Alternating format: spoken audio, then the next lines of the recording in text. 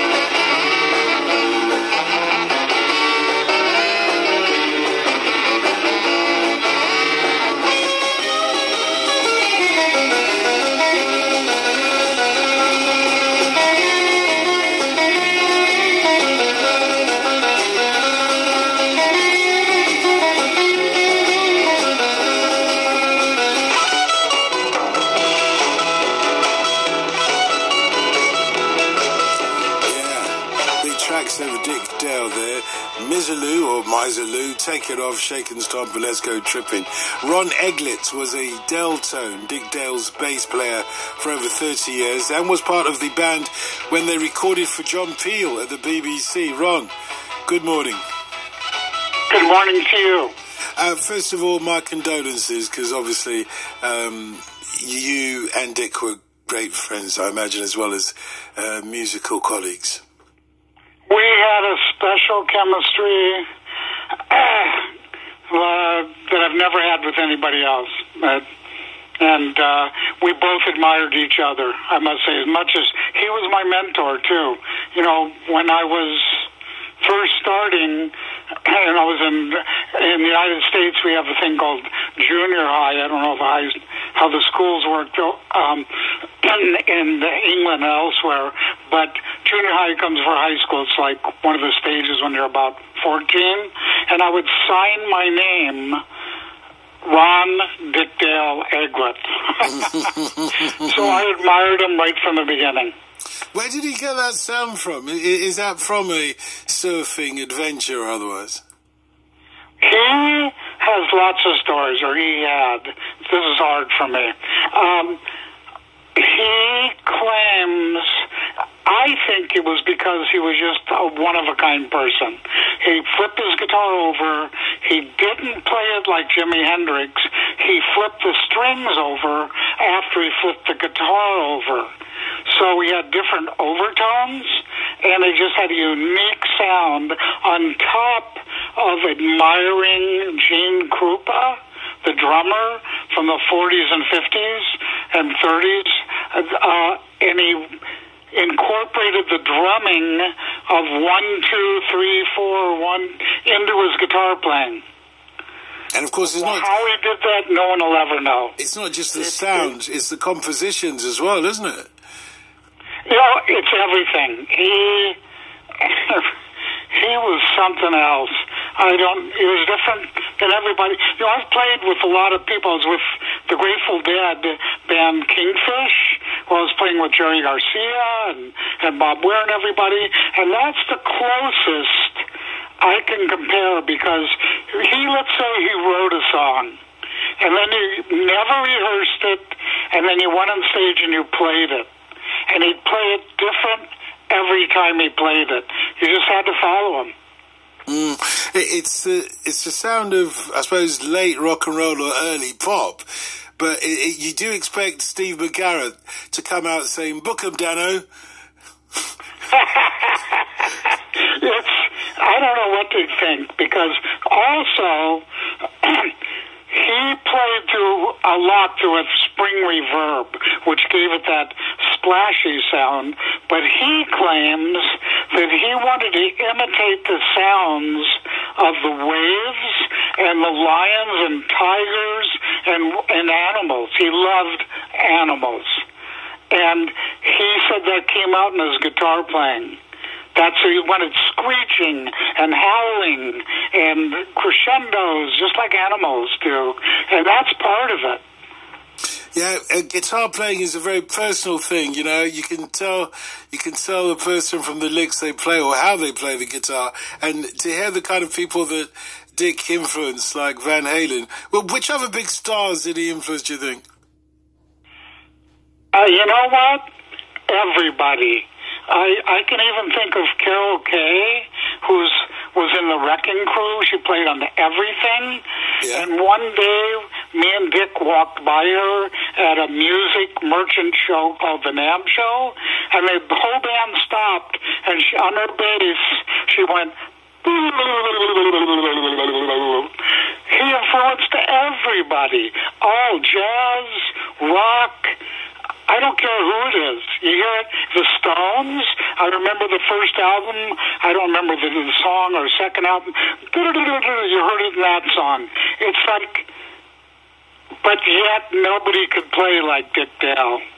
But you know, when the years went by and the rock dance died and Susie went and left me for some foreign guy, the music that he played or the way he played his guitar would have fallen out of favour, wouldn't it? When all the funky stuff started coming in and the pop stuff and so on. You mean around the 70s-ish? Yeah, around that period, 70s, 80s. Well, what happened is he went and he still did it, but he put in a little more vocal and he put in more of some horns and a little bigger sound. And he kept going that way. And he played more in Hawaii and some of the local stuff. And that's when I met Dick Dale. And when I met him, I'm a pedal steel guitar player. And I was the main steel player in Orange County. And we played country. We actually, he called me like 4 o'clock in the morning. And I dropped. I just almost did my pants. And I just said, Dick Dale, this is one of my idols. Sure, I'll play for you. And we played maybe 4 nights. And I said, you got to go back to the surf stuff, in my opinion. You had to talk to him. You didn't want to tell him what to do. Set in his ways. If I get other calls, tell me if you don't hear a word, because someone else may be trying to call me, because I'm getting 5 million calls. Don't worry. This call go. I'm not. Okay, so at that point, we went back to surf music.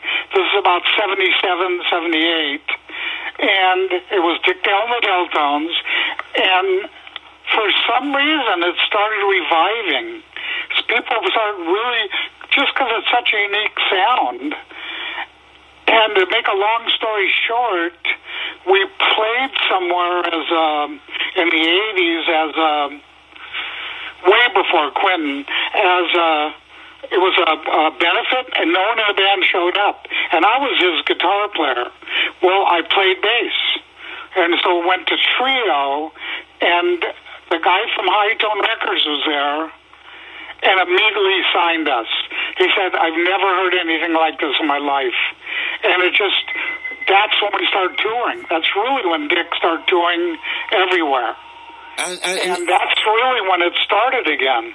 Yeah, that's a good point to make, because even though the rock dance dies, what goes around comes around, and one of these days, if you live long enough, Quentin Tarantino puts your track, on the soundtrack of Pulp Fiction. Do you remember how Dick Dale reacted to that? Because surely it brought him back in the public attention. You really want to hear this story? Yeah, I really do. It's pretty funny. Okay, we were playing at the Grand Hotel, I think it was, in New York. And this is when we were starting to pack the houses again. This was about 1991. And the first High Tone album, I think, Tribal Thunder. Or maybe it was Unknown Territory, whatever it was, doesn't matter. And Jill that was his second wife, came up to me with a note, and she said, there's someone that wants to come backstage. And I'm kind of an airhead sometimes, and she hands me the note, and it said, Quentin Tarantino would like to come backstage and meet Dick Dale. And she says, do you know who that is? And I was very naive, and I said no. And they just tore the note up. And that's what I remember happening. And all of a sudden, I went to the show. I remember this date very well. I went to the show, and in the previews, I heard Miserlou in a preview. And I don't know the business end of it with him and his lawyer, but that's the first time I heard it. I ran to the lobby, I called Dick, and I said, your song's in a movie. And I don't know the complications behind it, but to think that I tore up the note is just ridiculous. It changed my life, it changed his life, and it changed the whole surf world's life. I'm hoping that there is a happy ending to that story. Please don't tell me that you are the guy responsible for Dick Dale, the great king of surf rock, never meeting Quentin Tarantino. No, he met him. Oh, thank goodness for that. Whew, no. That's a relief. It was just that he didn't get to meet him that night. Okay. Because what happened is we had a showing. Dick got all the information because they had to license the song, and we all went to the showing up in Hollywood with all the technical people and the stars, and sure, he got there's a happy ending. I'm so glad to hear that. And there's another happy ending of this conversation. I don't know if you remember the John Peel session that you did in the year 2002, live and direct to the BBC studios. Do you remember it?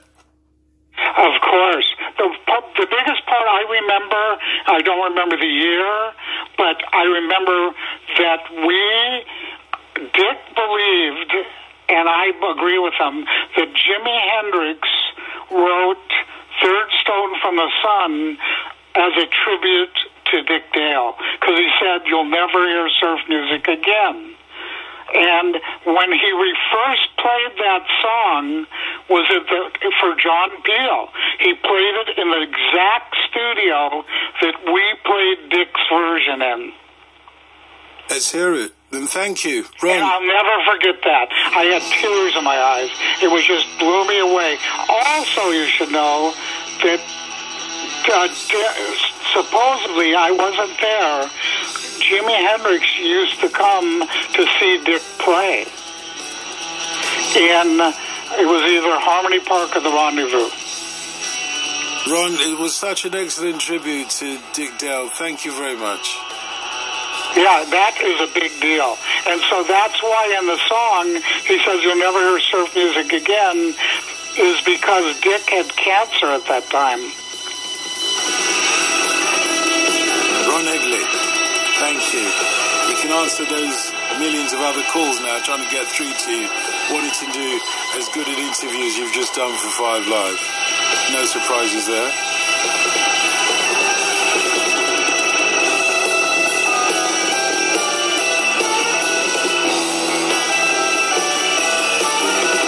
I mean, this is proper music. This is proper music. Why can't all guitarists play like this? This is proper.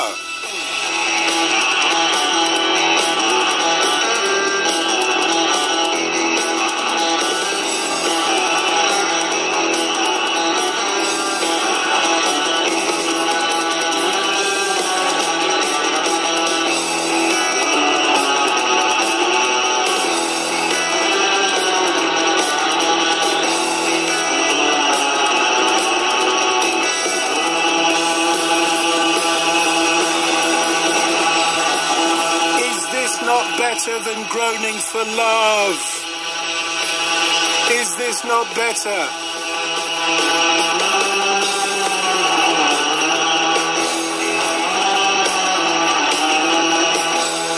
This drivelling love is like a great natural that runs lolling up and down to hide its bauble in the hole. Is this not better than groaning for love?